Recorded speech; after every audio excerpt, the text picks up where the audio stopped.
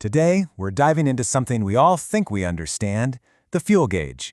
But you'll see that when you're thousands of feet in the air, the meaning of empty gets a whole lot more complicated. Come on, you know you have. We've all been there, right?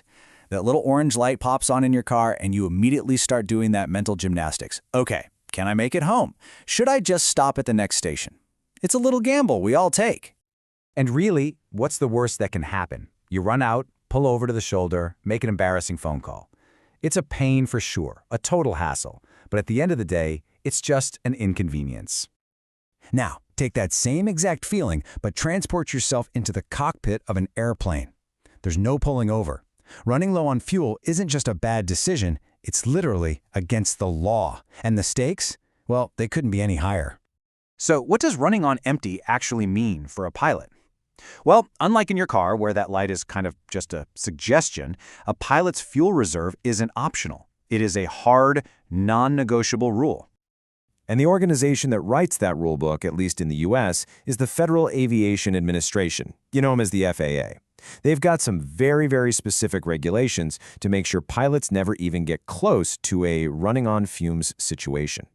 Now, to really get these rules, we first need to talk about VFR, or Visual Flight Rules. The simplest way to think about it is this.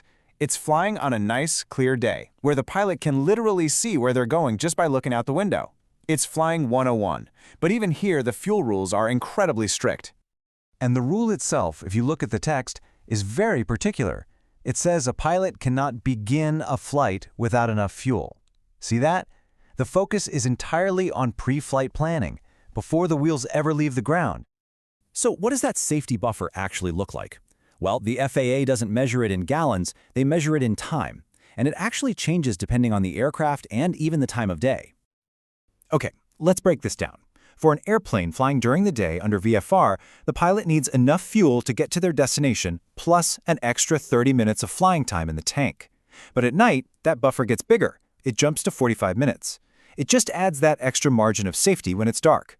And for helicopters, which are a different beast entirely, it's a 20-minute reserve, day or night.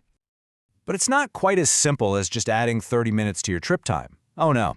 Pilots have to calculate this reserve based on their normal cruising speed. And, this is critical, they have to factor in the forecast weather. I mean, a strong headwind can absolutely devour fuel, so that has to be part of the equation before the plane even pushes back from the gate.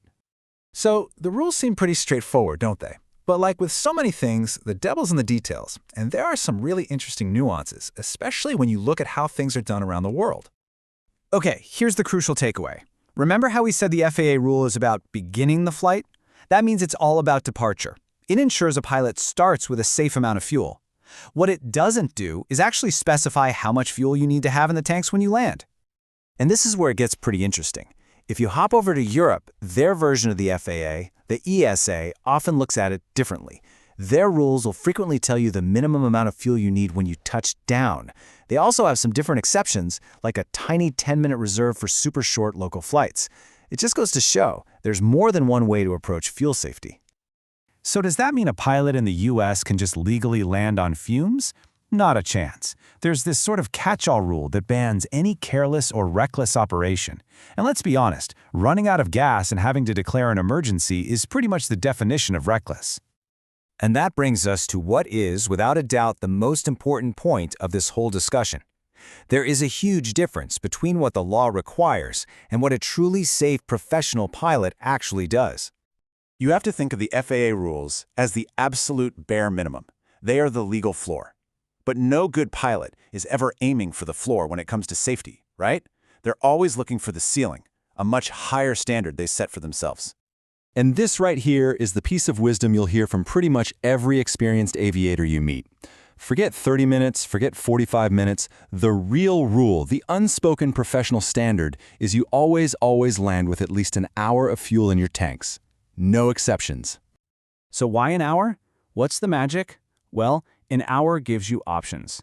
An hour is enough fuel to circle a busy airport, divert to a totally different airport if the weather suddenly turns bad, or handle some other unexpected problem, all without the crazy stress of watching that fuel needle drop. It turns a potential crisis into a simple change of plans. So in the end, while the regulations give us a critical safety net, they can't possibly cover every situation. The real lesson here isn't about the numbers, 30, 45, or 60 minutes. It's about a mindset. It's about a simple question that every pilot has to ask when everything is on the line: is the minimum ever really good enough?